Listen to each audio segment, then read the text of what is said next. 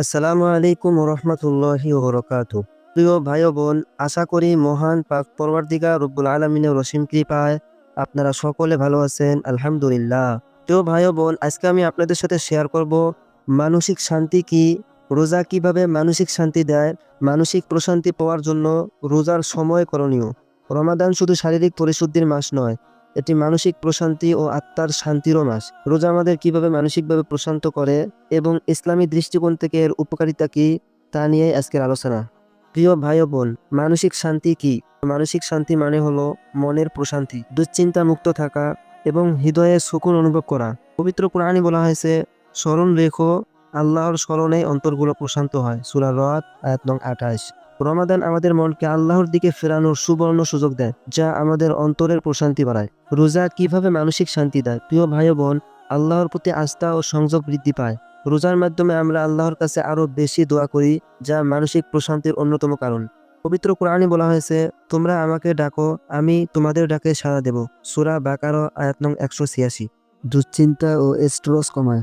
আধুনিক গবেষণায় দেখা গেছে, সংযম ও আত্মনিয়ন্ত্রণ মানসিক চাপ কমাতে সাহায্য করে।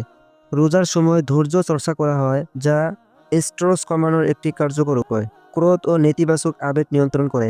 রাসূলুল্লাহ সাল্লাল্লাহু আলাইহি ওয়াসাল্লাম বলেছেন, রোজা হলো একটি ঢাল, তাই কেউ যেন রোজা রেখে অশ্লীল কথা না বলে এবং কারো সঙ্গে ঝগড়া না করে। বুখারী। রোজা আমাদের ধৈর্যশীল ও সংযমী হতে শেখায়, ভালো অভ্যাস গড়ে তোলে, যা মানসিক প্রশান্তি আনে। আমরা নিয়মিত নামাজ পড়ি, কোরআন তেলাওয়াত করি, দান সদকা করি, যা আমাদের মনের প্রশান্তি বৃদ্ধি করে।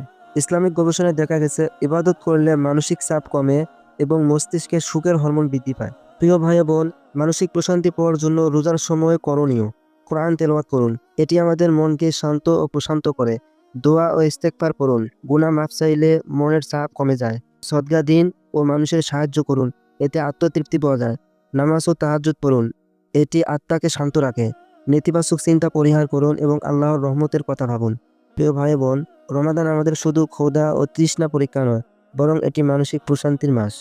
আমরা যদি সঠিকভাবে রোজা রাখি, কোরআন পড়ি, দোয়া করি ও ভালো কাজ করি, তাহলে নিশ্চিতভাবে আমরা এক অদ্ভুত প্রশান্তি অনুভব করবো ইনশাআল্লাহ। আল্লাহ যেন আমাদের সবাইকে রোজার মাধ্যমে অন্তরের প্রশান্তি দান করেন। আমিন। আসসালামু আলাইকুম রহমতুল্লাহি ওয়া বারাকাতুহু।